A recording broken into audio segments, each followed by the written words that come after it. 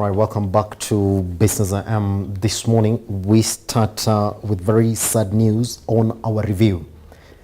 Muthogo, the CEO of MIRADI Capital, is in the studio with us this morning. So I'm going to review again the statement that we just got from Safaricom PLC. It reads, Safaricom CEO Bob Collymore passes on. Now, it's with deep sorrow that we announce the passing away of Robert Bob Collymore of Safaricom PLC, which occurred at his home in the morning of 1st July 2019. In October 2017, Bob proceeded to the UK to receive treatment for acute leukemia, AML, and returned in July 2018 to resume duties.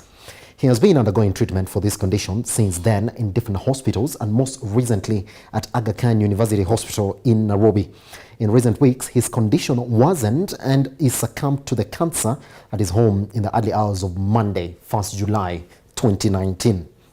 Bob Collymore leaves behind a wife and 4 children. On behalf of the board of Safaricom PLC, we extend our deepest condolences to his family, staff of Safaricom PLC, partners and nation at large, who is served selflessly with joy. This is from Nicholas Nganga, the chairman of Safaricom PLC. Wow. Abraham, on the 1st of July, when we officially start our new budget year. I think for us, I think all we can say is may the Lord rest his soul in peace. I think it's a big blow. But for now, I think let's allow this news first to sink in. Yeah. Talk something about life, man. Yes, it does. Life is it's like that. You are there today, you're gone tomorrow. So what you need to do, what you need to do today, do it today. Yeah. Aye. Wow. And it's just, it's just the other day when I was attending interviews here and there, and you could see that he's a man who's doing okay. Yeah, you see, it's a fight, and I think eventually he succumbed to it. But I think he fought it very well. He put a brave face up to the very end. But I think it's a very sad story. I think it's very, very, very sad. It's a sad story. Yeah. All right. May the Lord rest his soul in eternal peace. More of this to come some other days. But for today now, we end that story there. We put the prayers right now to his family, all right, and Safaricom workers who up to now, and the wife and the children. All right, be comforted. I mean, that's life. Everybody is headed there. Even for those who've not gone there, they say that life is a circle, all right? So you don't know where you belong. So when it comes, it picks any point in the circle. It's not a line where you cannot run it. No, it has no bend. Depends on where you align in that circle. All right, let's move on this morning to other news this morning. All right, now economic growth slowed to 5.6 during the first quarter. This is where we are at 5.6. Abraham, what do you think really was operating in the economy at this time that makes us have these numbers? You see, we've moved from about 6.2 to 5.6. Yeah, now we're at 5.6. We're at 5.6. Although this is a quarter, this is just for a quarter. Yes. So probably we need to compare it with what it looked like in the previous quarter, as opposed to comparing it to 6.2. Because sometimes, depending on which economy you're talking about, the individual quarters don't contribute equally to the overall growth. Yes. So you might find that normally, especially the quarter the quarter that ends, when the budget cycle ends, people tend to slow down, especially government spending. It slows down because that's when people are trying to reposition their budgets and their lives. So we may not be able to factor in so many reasons as to why it has happened this way, because this is just a quarterly. Yes. I think we may want to look at it over a longer or a horizon. Because comparing 5.6 to 6.2 may not be a very fair comparison. It may be better to compare it to the previous year. And I think if you compare it to the same quarter last year, it was more or less. Yes. When you look at it on the short term, though, is it okay for us to look at the delay of the long rains that most Kenyans expected in this quarter? You see, again, and you're right, Yes. Anything happening to agriculture filters straight into this. Yes. Because don't forget, about 80% of our economy is driven from agriculture. So yes, that could be a factor. But there could be many other factors that could contribute to it. And also don't forget, inflation is also starting to kick in. the price of food and the price of fuel is starting to drive up our inflation rate. Yes. You said that this is a very short term, we can't look at it, but what Henry Botich said when he was releasing the numbers just the other day, he said that we expect this to be on an upward trend. Yes. And even we had the Central Bank of Kenya governor saying that he also doesn't see this really getting affected much. So when you look at 6.2 and 5.6 now, a 0.6% decrease, is that number enough to get somebody worried and say maybe it would not. Does it start a downward trend, doesn't it? No, it doesn't. And you see, all trends are they tend to have spikes. Yes. But these are minor. 6.8 to 5.6 is more. And again, the 6.2 was for over 1 year. This is 5.6 over a quarter. Yes. So maybe let's wait and see what 6 months looks like. Yes. Then we decide whether we want to worry or not. Yes. All right. Now we do know that now we're getting into the new fiscal year now. Yes. That's us from July to this July 1st. Yes. Do you think that anything within what the government outlined in its budget tabling the other day would spark this growth that we expect? Yes, because you see, if you look at some of the interventions the government is putting in, it's trying especially to revive agriculture. Yes. To revive an industry around agriculture. To reduce, to encourage people to bring up industries that clean up our environment. Yes. With the waste that we already have. And at the same time, they're trying to conserve our trees by allowing you to bring in timber duty-free. Yeah, duty-free. So if you look at... you go get it from somewhere else, it goes somewhere else, but don't touch our trees. Yes. So if you look at the combination of those factors, all things held constant, we should see an upward trend. Yes. Look at the way it is that they're trying to support agriculture. They've said, look, we're going to sort of kick out some of the taxes that you've been paying to bring in agricultural machinery. Do you think that's a very good point to start from, other than focusing purely on the dams? Yeah, you see, with agriculture, you have to focus on production. Yes. Production is about, especially the machinery, and of course, water. Water, so we can't run away from dams, because we want to move away from rain-fed agriculture, because we have got very good weather in this country. So if with good water, you can actually add an extra season. Yes. On most of these commodities that we produce. So we fix the water in terms of now move away from rain-fed agriculture, and then now we make it easier for people, one, to get the machinery, and two, improve the technology around production. Because remember we said the other day that Kenya only produces 1.5 million metric tons per acre per year, as opposed to the industry standard of 6 tons per hectare per year. Yeah. So for you, they should not worry us as we start? No, for me, I would not be. It's too early to call it. I would give it a bit of time. Yes. All right, I just want us to move to the next that we're focusing this morning. It should be talking about inflation as well, just so closely. No, there's the new fiscal measures take effect today. Now, what most Kenyans might not know, isn't it, that the deadline for filing returns was just the other day, which means we want to close the year and begin a new year, which is in line with 1st July. Let's just take a moment, therefore, to pretty much touch on the basic ones that Kenyans are going to be shocked into. Number one, I know we're going to touch on alcoholic drinks this year, isn't it? Yes. Alcoholic drinks. Yes. Then there's a new tax on betting. All right. I just want us to concentrate on that, so that we tell people what they expect today. Yes. If you win 100 shillings after betting, you don't expect to get everything, do you? No, they'll tax your winning. Yes. But they'll also tax your place, the bet you place. That's it. Yeah. So you're taxed at placing. So whether you win or not, you're taxed already. If you're lucky to win, you still get taxed. Yes. Yes. Wow. And there's a bigger thing to it. But there's a bigger thing to it. Yeah. I think we're going to go straight into that. Yes. So now Kenyans who are betting should know that you're not going to get the people 100 shillings that you've been getting, or the 2 million shillings you've been getting. You get taxed twice. Yes. Taxed on the one that you've placed, and then taxed on your winning. That's what they call tax on winnings. It has been a thing that has been coming, but now it's actually embedded in the 2019-2020 budget. Okay, let's go straight away to cigarettes, isn't it? It's cigarettes and alcohol. Yes. That has also been gone up. Yes. So we expect to see a jump on that as well. Yes. Another thing now, capital gains tax, isn't it? It's supposed to take effect as from today. So anybody is selling or buying property Yes. in the country now, and that really want us to talk about that, Yes. they don't expect to pretty much get so much out of, because the government is going to gain so much. Yes, It was more than double now. Yes, We do know that. Yes, yes. I think it moved from, I think if I'm not wrong, 1.5 to about. It's now it's around 12.5%, isn't it? Yes. Which is quite high. Which is quite high. Yes. And then I want to ask you one question about that. Yes. We saw the reaction that some experts from PwC said, look, there's something that the government missed to introduce into that, the indexation. Well, Rotich was saying this, he said, look, I have factored in inflation at this moment to arrive at 12.5%. But then there was something that was missed out, indexation, to also factor in inflation at a different time.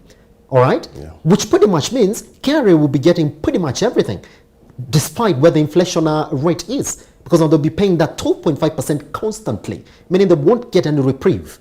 And I want to ask you this question, Abram, this morning. So when you look at it under the affordable housing pillar, do you think the government is biting itself on the back? Because the same people were supposed to support this, because now we know that Rotich has been calling on the private sector to come in and support the government on this, but they're getting taxed more on the very, very area that the government is riding on. Oh, you're very right. I think what we need to do is to harmonize our tax regime around the goals we want to achieve. Yes.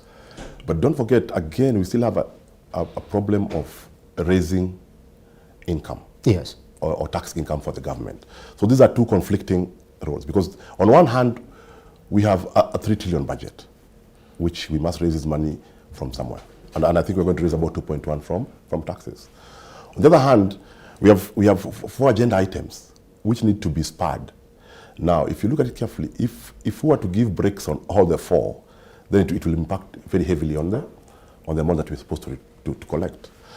So the question is, which one do you want to do first? Do you want to give a break, a tax break, and expect that the spur in the economy will translate to increased tax income in the future? Yes. Or tax them now as much as you can and collect all the money you need? Yes. So that's the question you need to answer.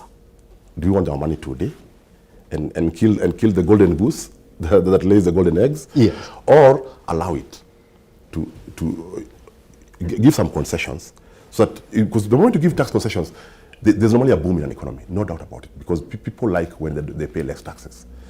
But now we have to be able to quantify and give a timeline as to how long this tax break is going to give a return. Yes. In terms of an expanded economy, that we can tax and recover this tax that we give out. Yes. In earlier years.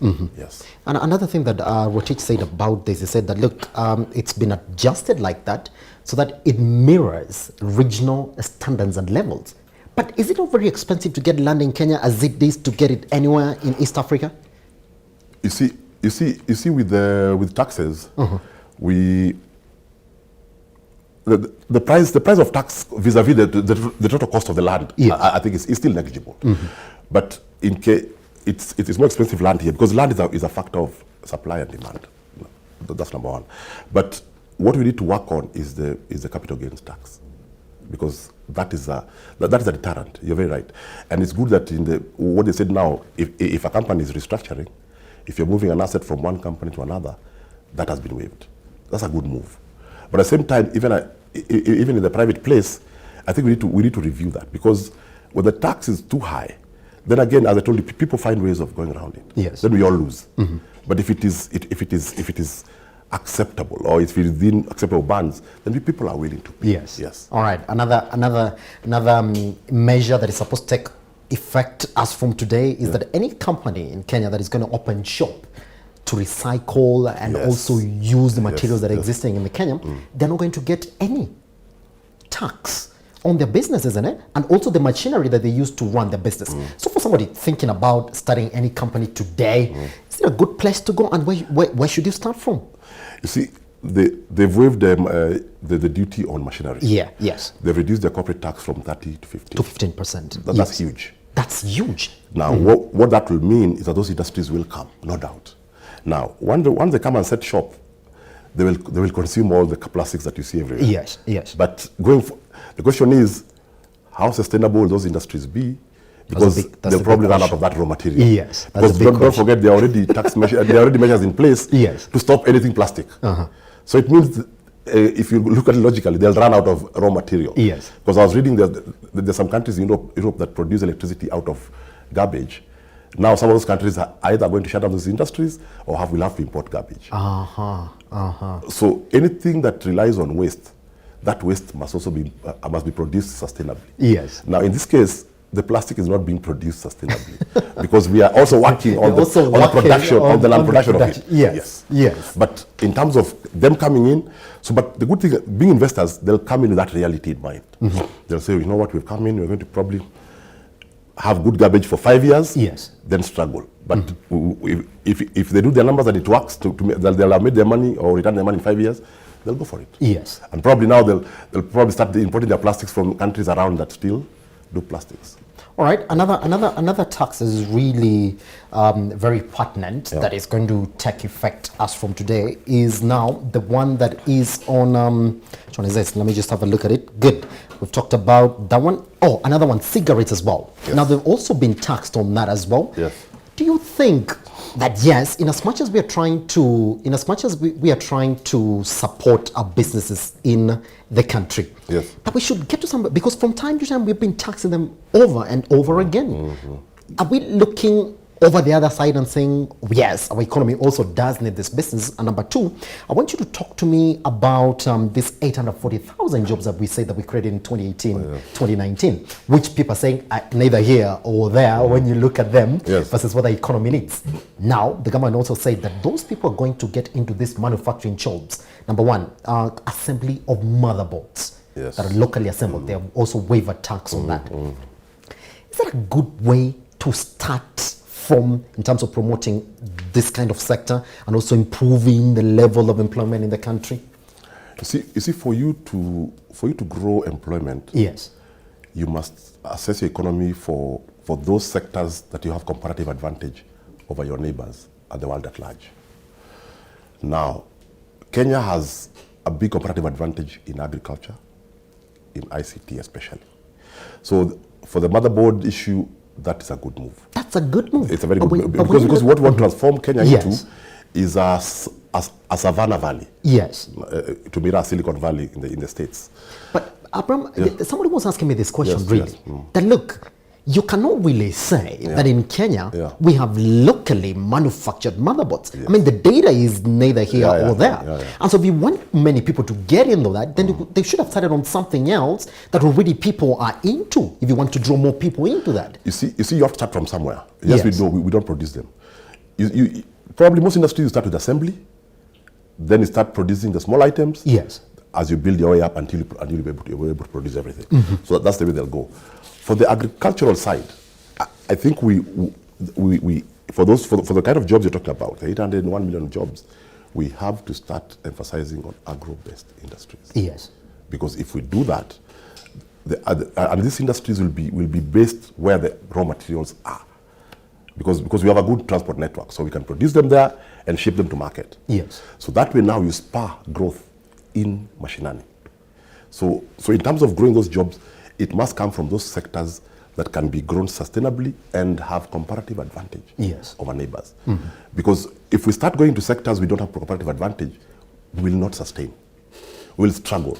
We will put in more than we're getting out. Yes. All right. I mean, those are some of the areas that we are looking at this morning. I mean, yes, you should be aware that yesterday you're filing returns. So that means you're closing the year. So that means that we are starting another year. That is, according to the government, things are really starting now. So the taxes and all that, they'll be coming straight to you. Another question that I really want to put across to you, Abraham, this morning is now the fiscal measure on affordable health. Isn't it? They've been piloting it now for quite some time now in 7 counties across Kenya. Don't you think it's time now for them to get findings and tell us whether this is possible or not? And should we expect it to grow further in this year? Personally, I think that they're not piloting it to find out whether it works. It does. It does I think what they're piloting to do is to work on the operations and logistics of the house, of the how to do it. Because the kind of money that we check off from NHIF can sustain an affordable healthcare system. That's my personal opinion. Yes. It can. Globally. The amount of money we collect globally and the amount of people who need healthcare. If you do that sum, that money is enough. However, how do we now do that? How do you have this hospital taking care of this person through NHIF? That logistics, I think, is what they're working out. Yes. And I think, as you're rightly saying, I think it's about time maybe we started now rolling it out to everybody. Because the moment we have a healthy nation, because even for you to work, you have to be healthy. So when I talk about jobs, you first have to be healthy. Because if you're unhealthy, we can have all the jobs we want, but we'll have no one to go for those jobs. Yes. Yes. Yeah. All right. There are a lot of proposals in the universal healthcare that were outlined for 2019-2020 budget. I know we shall be calling Abraham again so that we sit down as a panel and really talk about them on a deeper level. But what we do know, yes, it should be taking effect as from today. All right. Let's have a crossover and look at another issue that we are looking at this morning. All right. Now, I think we've already looked at this, so just cross over to the next one, all right, which is pretty much, I think we're talking about the coal plant in Lamu. Now, they're saying this. Yeah. The cancellation of the license granted to the construction of the 1,000 megawatt Lamu coal power plant has sent strategists back to the drawing board as the country will have to embark on energy planning. Yes. And this is something that I really want to ask you this morning, Abraham, about our policies and the way in which that we embark on these policies. It's not the first time that we've seen a project pushed forward and then taken back to the drawing board again. I mean, we've seen that on the housing levy, we've seen that on the health, we've seen that on different other areas. And that has been synonymous during the 2018-2019 fiscal year. What do you think the government is missing in terms of coming up with these policies and some of the major projects that we have in this country? What is this thing that is really missing? Okay, if we localize what you've just asked to this situation, yes, this thing what has been reversed is the NEMA license. It was reversed because the community went to the tribunal, environmental tribunal, and they said that they were not involved in the because before you get a NEMA license, the local community has to be involved as well, doesn't it? So what has happened is that it's been cancelled for it to be redone. That is one thing. Number two, this plant is going to produce 1,000 megawatts from coal. Now, coal is not the cleanest of energy sources. It's not. In fact, across the That's world, number people one. are moving away from it. This coal is not coming from Kenya. Yes. It will come from somewhere else. That's why it's located in Lamu. You see? So we will basically be importing unclean fuel. But that be as it may, we already at 2.8 gigawatt or 2,800 megawatts Yes. installed capacity. Our peak demand is about 1,900 megawatts. As we speak, 700 megawatts of it is thermal energy. So we already, 800, 900 megawatts extra at peak consumption. So what are we saying? As it is now, we already have idle capacity, and a lot of it. So when we want to lump another 1,000 on top of it, and know what happens with the power purchase agreement, you pay for the power whether you use it Yes. or you don't. So we're paying for 1,000 or so megawatts extra. No, not even counting this one, what already we have Yes. for power we are not using. And that explains why our bills are high. So if today we retire the 700 megawatts of thermal power, then we'd still be above peak demand, but by a very small margin. So what are we saying? What's our strategy? Are we saying that we are building them, then they will come? Or are we saying that we are, what is our process of matching demand, Yes. future demand with future supply? Because I think we lost the plot somewhere. And I think that the plot was lost where we issued a lot of power purchase agreements with good planning, but those power purchase agreements did not translate to power on the ground. Instead, people use those power purchase agreements to speculate and sell them around. Yes. Because it's a valuable document. So to wrap it up, our capacity is way ahead of our demand, but it is costing our consumer dearly. Yes. So the ideal situation would be that we should try and reduce that gap as much as possible. Yes, supply should always be ahead of demand, but by as small margin as possible. This is what the talking point is that we do know that the country has already started phasing out some of the thermal plants. Yes. vis-a-vis the cost, it takes us to have these plants, which is about 700 megawatts. Yes, it out is. of the 2,712 Yes, megawatts we already yes. have currently Yes. installed. Yeah. But you see, they're already phasing this out when the 200 billion project in Lamu is already on standby. Yes. So are we slowly running into a crisis? Or are we saying, regardless of this court case, we pretty much know as a government that it's going to go forward? You see, there's the 1,000. Don't forget, there's the 300 coming Yes. from Turkana that have not still been connected. So my point being, we are way ahead of consumption. Yes. And we may have to think about how we are doing our planning, because anything that excess is paid for and not consumed. So it's basically money down the drain, because there's no production attached to that cost. Yes. Yes. All right. I just want us to cross over swiftly to the next headline that you're waking up to this morning. Now, Treasury is warning, look, that if you don't allow the KCB acquisition of a national bank, Yes. the bank is dead.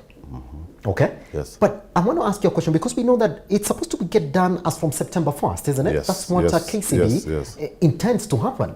But now what you see here now is that there are chances again that it might get delayed. Well, are you reading something inside here now which makes the Treasury say, look, if they don't at all take over NBK, then it's a dead bank? You see, NBK has had its issues. Yes. And I think they have done very well trying to surmount the issues. But where it has reached now, they are breaching a lot of adequacy ratios.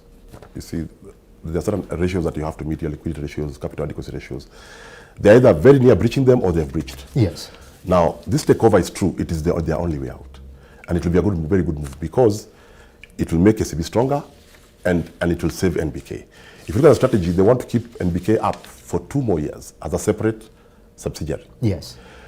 In terms of delay, what will delay is probably the approval processes. Yes. Because CMA has to approve. CMA has to Competition Authority has to approve. Yeah, no, and the 2 AGMs have to Yes. And I really want to ask you, because we don't know that there are around 3,500 employees of NBK that are bound to really, their jobs are neither here or there. Do you think that CMA as well, also other parliamentarians are looking at it and saying, maybe we need to think about where these jobs are going? Because now we don't know what CMA does. CMA can tell KCB, you need to have these employees here for the next 1 year. In fact, I suspect the Competition Authority will put that as one of the requirements. Yes. That retain them for 2 years. That way now, at least you have a break. You know that in 2 years' time I'm losing my job. Yes. So at least I can plan. Yes. So I don't foresee anybody losing their job instantly, because they'll be forced to keep them. Yes. Not because I'm going to make money out of it, but sometimes we have to be human first, then business later. So I think the move of NBK going into KCB, I think, is a good one. I think eventually it will happen. The processes, yes, will take their due time, because the 2 AGMs will have to approve CMA and the Competition Authority. And this coming from CBK, saying what they're saying, should be taken very seriously. Yes. Because they all have certain information that you and I don't have. So if they say that they need to go in, then they should. Okay. Yeah. All right. I just want us to rush over quickly to the last. We do know, we've already hinted at it. Now, look, 2 million shillings fine if you use a phone to gamble online. Okay, does this include betting? Because we know the country defines betting as gambling, isn't it, officially? Yes. You see, many countries in the world don't allow betting the way we do it here. Oh, yeah? Yes. So what this does